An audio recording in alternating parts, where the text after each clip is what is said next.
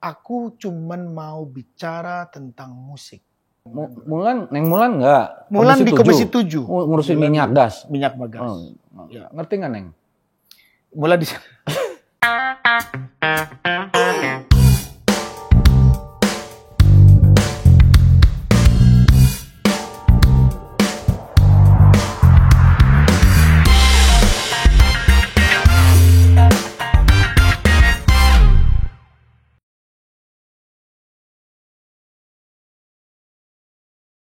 Feb dulu dong. Kita ini UMKM juga nih. Iya, boleh kan ya di sini. Apa nih? Merek apa nih? Ini Aspire. Aspire punya. Ini juga anak Xerox bikin gini. Oh iya, itu Xerox punya. Iya. Itu enak tuh punya Xerox. Lagi sepi, nggak ada kerjaan. Tapi ini ya bener. Sekarang yang tadi kan, artis juga harus mulai value brand mereka tuh bisa jadi bisnis ya. Aku suka. Yang gitu kan, Feb. Nggak dibayar. Yes. Iya benar. Ya kali ada satu lagi. Habis kali ini tentu kita bikin vape berdua. Oh bisa jadi. Boleh tuh dah, ya dah. Iya. Dijalanin. Satu pertanyaan buat orang spesial ini. Apa alasannya berhenti jadi anggota DPR? Waktu Mas Anang jadi anggota DPR, itu gue ngerasain, teman-teman ngerasain. Musisi diperhatiin, rame-rame datang ke DPR, pengen ngomong undang-undang musik, ya kan? Aku ikut juga di depan sama almarhum Bung Glenn, ya kan? Teman-teman yang lain. Ada juga siapa tuh?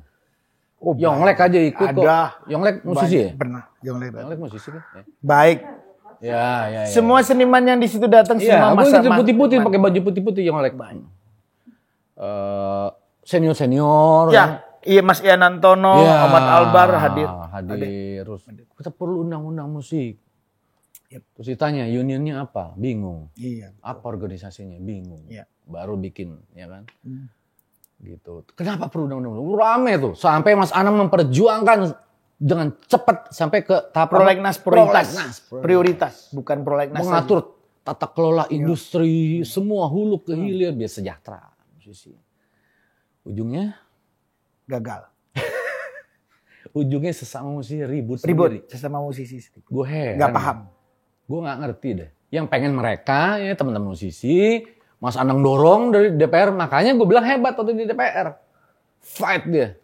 Lobbying jago, masuk ke teman-teman seniman, masuk ke pimpinan luar biasa. Ujungnya sesama musisi ribut. Ya, heran ya. Kalau kata langsung heran. Ya. Nah Mas, ada kekecewaan di situ kah atau apa? Trauma jadi anggota DPR? Enggak, kalau trauma di anggota DPR aku sama sekali enggak punya trauma bahwa aku suka. Apa enggak cocok dengan lingkungan politisi? Enggak, no. Aku tidak alergi dengan parlemen, aku suka dengan parlemen, aku jujur aja ngomong suka. Pakaian dinasnya enggak LV kan kayak di kemarin enggak. DPR di mana tuh? DPR di mana tuh? Aku lupa. Kenapa harus LV ya? Aneh ya. Dalam keadaan Umi kali ya LV. Enggak. Aku apa ya? Jujur aku bilang bahwa aku di parlemen aku suka. Terus kenapa keluar itu pertanyaannya sebetulnya. Kenapa Mas Anang harus pergi dulu? Gini. Sorry Mas, karena gini Mas. Mas Anang orang cerdas. Peduli dengan teman-teman artis seniman. Jarang. Nah sebetulnya teman-teman yang lain yang kurang cerdas masuk di parlemen udah kurang cerdas, nggak mikirin habitat lamanya. Sorry ada mantan di situ. Iya, si KD di situ. Tapi dia di komisi 1 ya kalau nggak salah.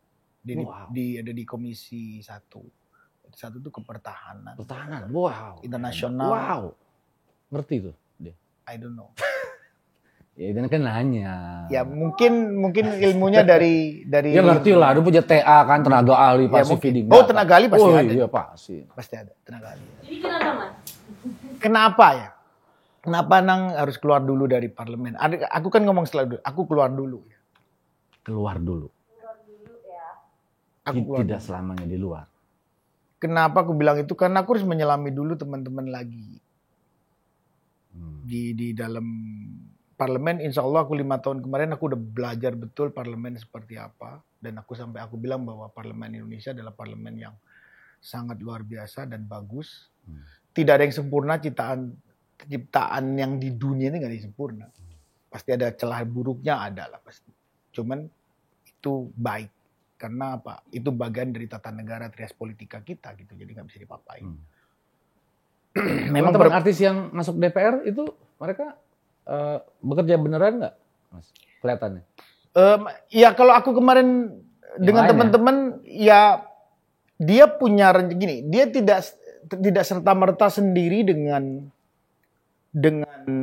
keinginannya untuk menjalankan perjalanan politik di parlemen, karena itu bisa kan itu masih dikontrol kuat oleh partai. Meskipun bahwa notabene di dalam sumpah jabatan anggota parlemen bahwa dia sudah tidak boleh memikirkan golongan, tidak boleh pribadi dan seterusnya. Karena dia memikirkan rakyat Indonesia seluruhnya. Dewan Perwakilan Rakyat, bukan jadi Dewan Perwakilan Partai. Tidak. Jadi tapi memang ada tetap sebagai bagian part of partai itu dia sedikit pasti menjalankan. Nah, pendapatnya. Itu up and down dalam perintah-perintah partai. Ada konflik of interest nggak, Mas? Ketika masuk jadi anggota DPR nih, ya kan? Dia dari partai ini nih. Ya. Nurani gue, pendapat gue beda nih sama partai gue. Oh ya, aku ceritain pernah ada waktu itu partai tidak sama dengan apa yang aku mau, yaitu tentang waktu itu pendidikan. Menarik. Aku pernah ngomong itu dan itu split dengan partai.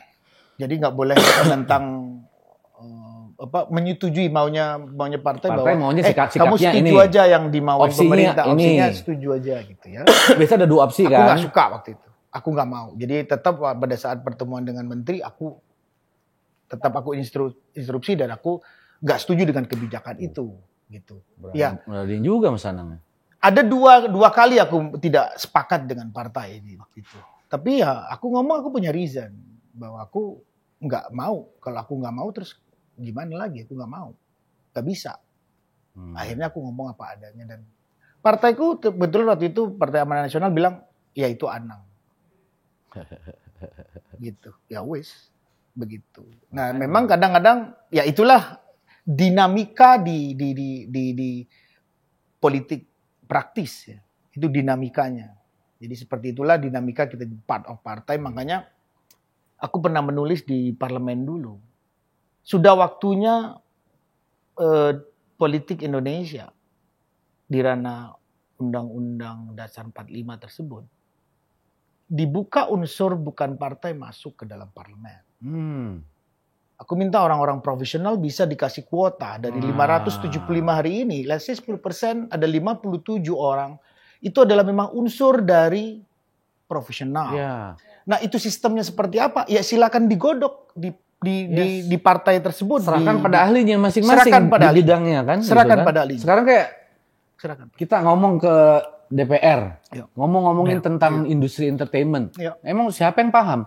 Cuma 1-2 orang yang artis di situ. Kalau dia di Komisi 10. Kalau bukan di Komisi 10? Iya, sebetulnya makanya Komisi 10 cuma siapa sekarang yang ada di Komisi 10? Sekarang di Komisi 10 Deddy Yusuf kalau masih ada sih Deddy Yusuf ya. Mulan enggak? Mulan di Komisi 7. Ngurusin minyak gas. Minyak gas. Ngerti enggak, Neng? Mulan di nanya. Nah, ntar gue diomelin lagi. Gue namanya nanda tanya, orang nanya ya. Jadi ngerti nggak gitu loh. Memang seru kalau teman-temannya masuk di dalam parlemen. Backgroundnya kan seni, tiba-tiba masuk misalnya di Komisi 7 ngomongin minyak, gas, apalagi tuh, ya kan?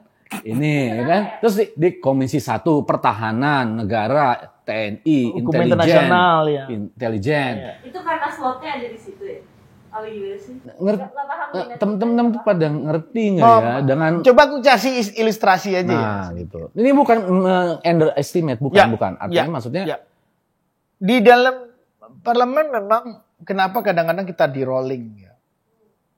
Di rolling memang kadang-kadang di rolling karena memang kemauan teman-teman yang aku harus di komisi 10 let's say, karena itu di bidang kebudayaan, pariwisata aircraft, perbukuan gitu ya. Aku bisa sinkron di situ gitu ya dengan profesiku hari ini. Tapi kalau kuota di situ kan paling bisa 2 orang dari satu partai masuk ke situ.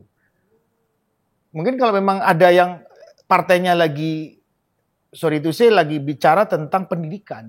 Ini butuh 2 orang untuk menyampaikan visi misi partai tentang sistem pendidikan nasional.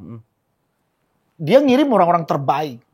Slotnya cuma 2. Ya nggak bisa tidak. Akhirnya pilihan partai ya udah hari ini jangan ngomong industri musik atau jangan ngomong industri entertainment. Jangan ngomong budaya dulu. Akhirnya dia fokus di bidang tersebut gitu ya. Memang waktu Anang aku pesan dari awal waktu itu aku masuk ke Partai Amanat Nasional. Waktu diajak Pak Hatta Rajasa. Mas, aku mau masuk partai. Aku mau masuk ke parlemen. Aku cuman mau bicara tentang musik. Industri musik dan profesiku. Dari awal. Dari awal emang itu pengen memperjuangkan. Itu dari awal janjiku. Kalau aku masuk ke situ. Kalau berarti nomenklaturnya adalah di komisi mana? Itu komisi 10 gitu ya. Jadi kalau nanti aku tidak dimasukkan ke situ, saya akan keluar kembali dari parlemen. Itu janjinya aku. Ke Partai Amanat Nasional. Jadi kalau aku tidak ditempatkan di situ, ya aku keluar. Gak apa-apa, kursiku ambil aja. Aku ganti. Sempat mau di rolling? Ya kalau aku di rolling, aku keluar soalnya. Jadi gak di rolling. Karena aku kalau bilang kalau dikeluarkan dari itu, aku keluar. Dari punya prinsip. Ya. Itu.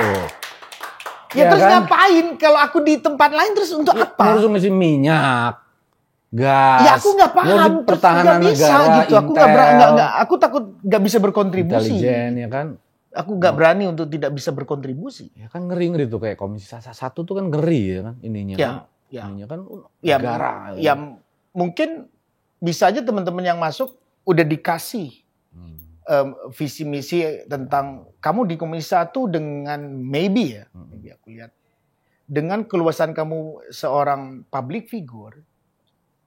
Mungkin nanti kamu akan menjadi pelobi di dalam tujuan-tujuan partai, dalam mencari karena itu kan di situ kan memang bergening ya di parlemen memang tempatnya orang bicara untuk menyatukan visi misi di situ.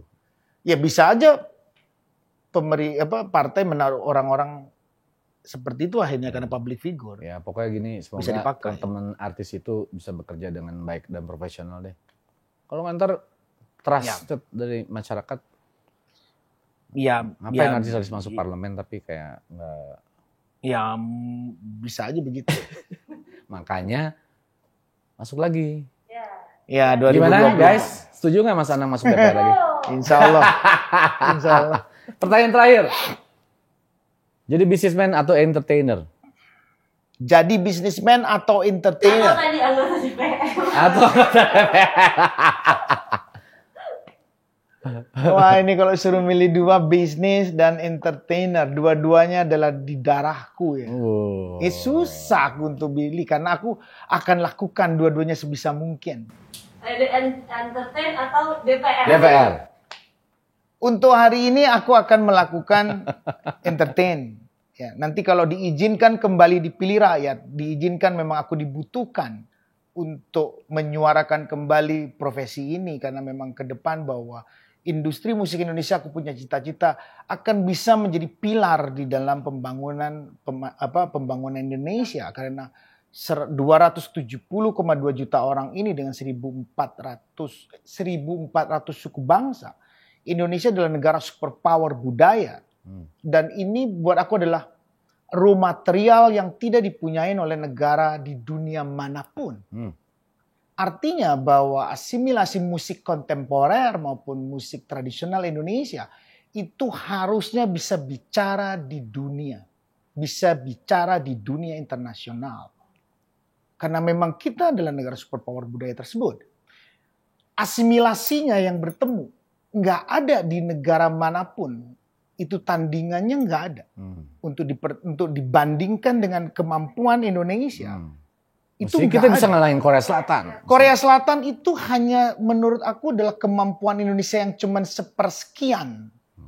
Disinilah dibutuhkan bahwa butuh person masuk ke dalam parlemen dan di eksekutif.